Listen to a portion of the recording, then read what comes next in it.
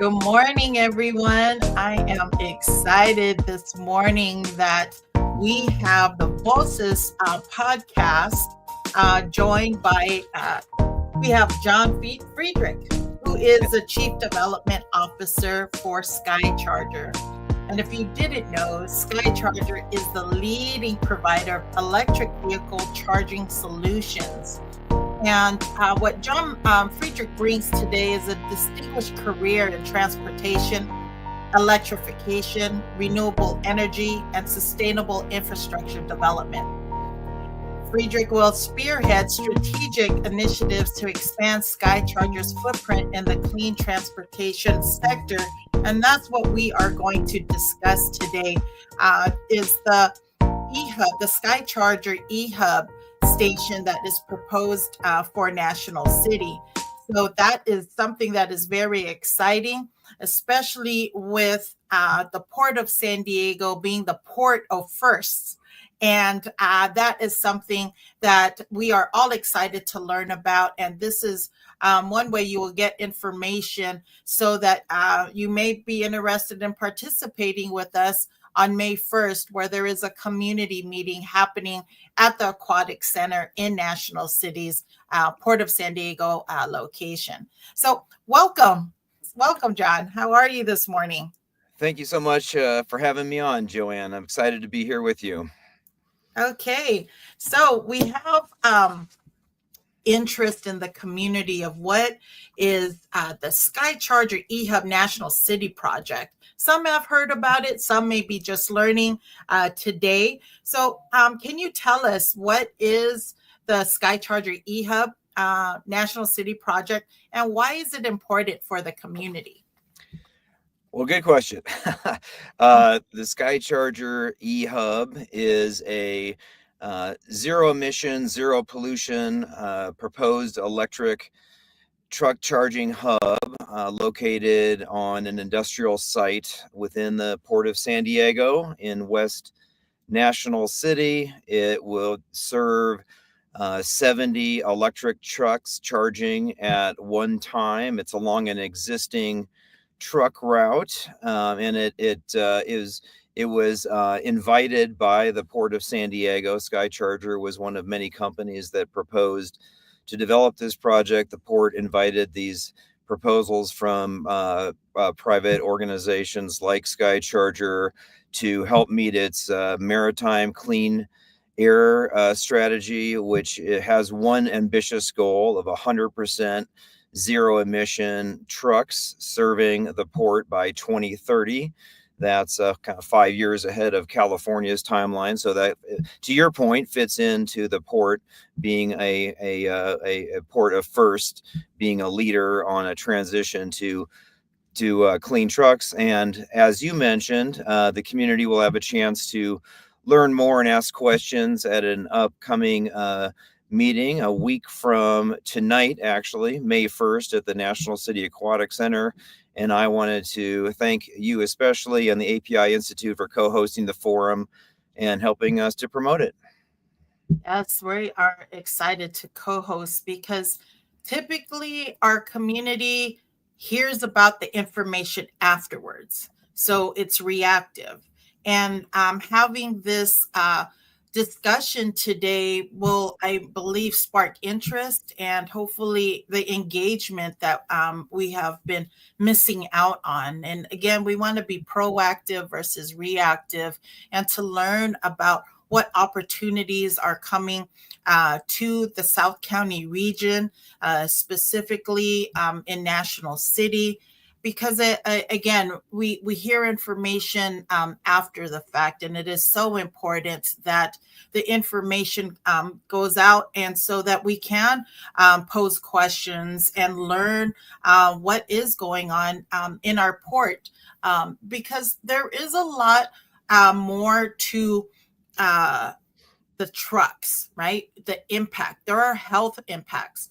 So, can you tell us how this project will improve air quality and public health in National City and the South County region? Yes, thanks for that question. As you know, and everyone watching, I think understands that trucks are a major source of diesel pollution, which impacts health issues like asthma, heart disease, and overall lung health. Um, so over the 20-year lease term of the project and beyond for the e-hub, the project is expected to greatly reduce not only carbon dioxide, which is a heat trapping gas that contributes to climate change, but also nitrogen oxides, particulate matter, and reactive organic gases.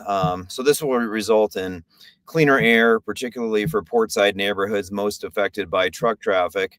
Again, the project would support the transition of really hundreds of diesel trucks to clean, non-polluting electric trucks, which are not only have no tailpipe emissions, but are quieter, which also, of course, benefits the drivers of these trucks who are exposed to diesel exhaust every day when they drive them. So it'll have, I think, real, that's and we're talking mostly about replacing trucks, the diesel trucks already serving the port. There may be some new electric trucks coming off the road to use the charging hub, but by and large, this will be a replacement of dirty diesel trucks with clean electric. So I think it's a real benefit to folks in the portside community in terms of health. That's amazing. And again, we hear about the emissions, but how do you really address it, right? Especially when we in the community are accustomed to putting in gas and just going, right? But the opportunity of moving in the direction of cleaner air so that our families are not impacted by respiratory, diseases or complications of maybe asthma, and then breathing in these current emissions. So having that be addressed with EV cars and trucks is the direction I'm sure that our community would like to see. But is it affordable? Is it something that we can make that transition? So that leads me to how can we engage our maybe independent truck drivers? How can they participate in this transition? Another good question. uh, Part of this our project, the eHub, won a grant from the California Energy Commission for an innovative charging solutions model, and the prime innovation we proposed is a trucking as a service offering, or a kind of a good deal lease for independent owner operators and small fleets who are at risk of getting left behind in the transition to electric trucks, which again, Port has a goal of 100% electric trucks by 2030, the state by 2035 for drayage trucks serving the port. But, it's the upfront cost of electric trucks that's the real barrier to making this transition, especially if you're a independent operator, say living in National City, and you own a truck. And why would you want transition if you can't afford the high price of an electric? So our program has raised some grant funds. The California Air Resources Board has a grant funding program. We're written into a clean ports grant that the port received to help support this program, and we'll be able to offer very affordable leases designed to be about the same or less in cost per month than a trucker would pay for diesel and maintenance. and then with a clear, short path to ownership. So we think this is an exciting opportunity to provide equity and a really valuable electric truck asset to, some number of, we're targeting 30 in this program initially, local independent owner operators and small fleets. And then those trucks in turn will be offered a low cost access to charging at the e-hub. So we're kind of both helping to get people in electric trucks who otherwise would be left out, and giving them a place to charge overnight. And I did want to say, related to that, in terms of benefit to communities, if you imagine a lot of trucks serving the port now don't have a real place to park overnight, might need to drive them into neighborhoods, say in National City, and bringing the diesel pollution with them. Now that we'll be replacing those routes, overnight parking in residential areas, with dedicated parking at the port. So there'll be less truck traffic in residential neighborhoods, more at the port overnight charging, and then the folks will be able to come to that parking spot, pick up their electric truck, and do business at the port. That's fantastic. Having worked with different municipalities in the city of National City and San Diego, that was a safety concern, that the large trucks are parked on the streets near schools. So the line of sight can be concerning if they're crossing the street, or that if, God forbid that they get, pulled into a vehicle that is not supposed to be there in the first place. So having the trucks being charged at the proposed e-hub would be fantastic. And as you said, that 30 trucks is what is targeted to transition. So that's essentially 30 trucks off the streets, which makes a major difference when it comes to neighborhood parking, because we know that it's very densely populated in the surrounding communities. So that really assists in addressing those safety issues, in addition to the health concerns, but now with the safety concerns of having the larger trucks out in the street. So thank you for sharing that information. Yes. So what additional economic impacts can we look forward to with this project? Because again, it's not only the EV trucks, but there's construction, there may be convenience stores, what I'm hearing. So can you speak to that, please? You bet.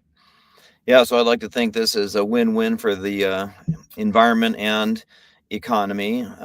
This clean transportation transformation has multiple local economic and environmental benefits. We talked about the environmental benefits of cleaner air without the dirty diesel emissions affecting the portside communities.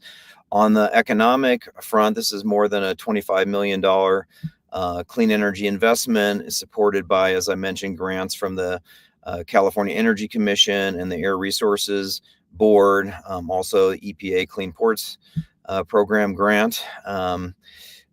We've estimated that the project will generate about $3.5 million in tax revenue from property and sales tax over the first 10 years of the project. We anticipate at least 50 construction jobs for installing the EV chargers, the solar system, the battery energy storage system, and convenience store. And those being employed in the project will in turn generate payroll of in excess of $4 million over the first 10 years. And again, that's for the construction workers and the folks that would be working at the convenience store on site. That's amazing. So what I'm hearing, we have the truck independent owners, truckers, then we have a convenience store, then there's also construction. And in addition to that, we have a healthier community with the addressing the emissions from the diesel trucks. So a lot of impact from this Skycharger eHub project in National City. A lot of information is being shared, and very thankful for that. Can you speak to other safety concerns that were brought up at the first presentation last year? There were concerns about safety measures as far as this being a battery charging or storage. Can you explain how that is being addressed? You bet. I guess one thing I'm happy to address that. Thanks for that question too. I want to just be clear that it's not a battery energy storage project. The primary purpose, of course, is charging station 70 to support electric trucks, so we'll be removing diesel trucks from the roads of National City and other communities like we discussed earlier. So we're having all that day-to-day benefit. We have proposed a solar system on site to help provide clean energy to power the trucks and alleviate some impact on the grids. And as part of that, a battery storage system that helps store clean energy during the day and dispatch it at night, which also has environmental benefits of reducing the carbon footprint of charging. It also helps, reduce the demand from the grid and reduce grid impact. So that's the point of the battery system. In addition to providing some resiliency, if power goes down, then you have what you've stored in the batteries to be able to continue to charge trucks to keep local truckers doing their work, regardless of grid conditions. So that's another benefit of that. That being said, we're certainly taking all safety concerns very seriously and deploying best practices. We'll be discussing an update on safety measures at the community meeting a week from tonight at 6 p.m. at the Aquatic Center.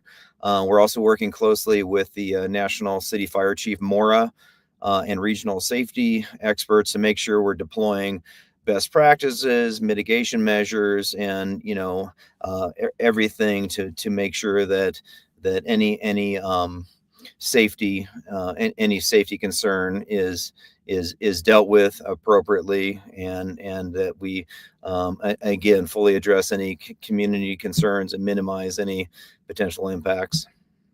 Well, that is a lot of information that we've learned this morning, but there's still more to learn. And what I'm hearing before the meeting, that there is an opportunity for the community, for our media partners, that you can come maybe do a ride along, or definitely check out what the truck looks like, the feel of it, and even learn testimony from a truck driver and how that may impact what he does, and how it is better serving his company.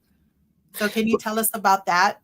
Yes, absolutely. Right. So the community meeting we're having on the eHub project is a week from tonight, Thursday, May 1st, from 6 to 7:30 at the National City Aquatic Center. And before the meeting, from 5 to 6, we'll have electric truck demo and ride-alongs with truckers from Bali Express Services based in San Diego, and they're the first company that has done a cross border binational electric truck trips. They do deliveries down to Tijuana and charge there as well. So they have a green corridor up to the Port of Long Beach. They're getting ready to do business at the Port of San Diego with a company there.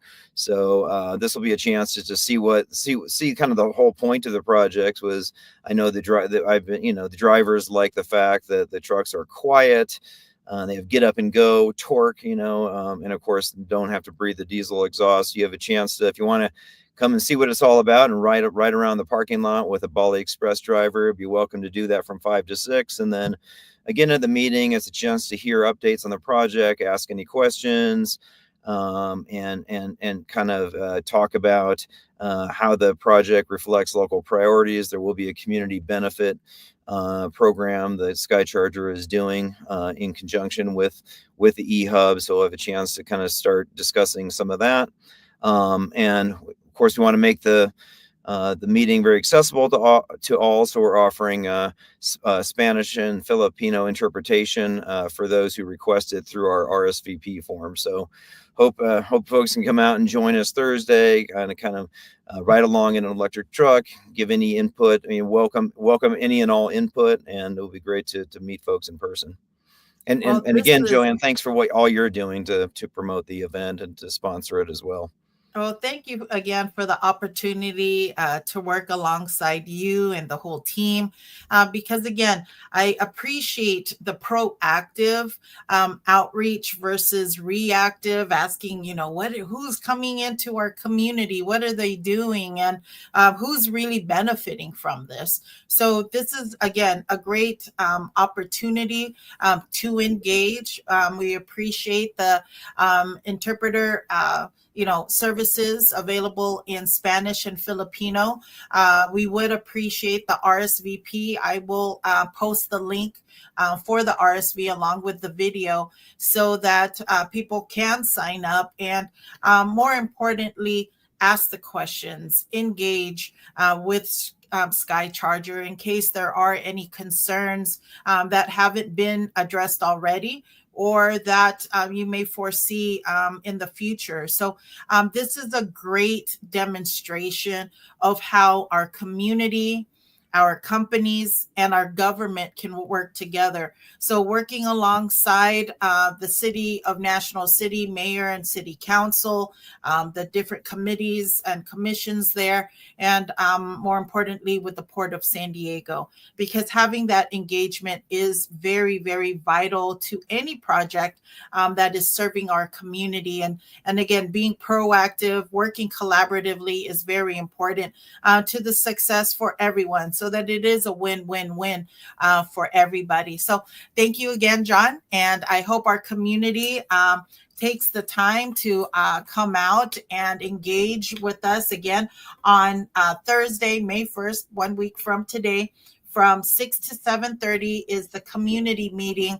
And 1 hour before that, starting at 5 o'clock, it was Bali trekking service. Yes, Bali. Yeah, Bali Express Services. Yep.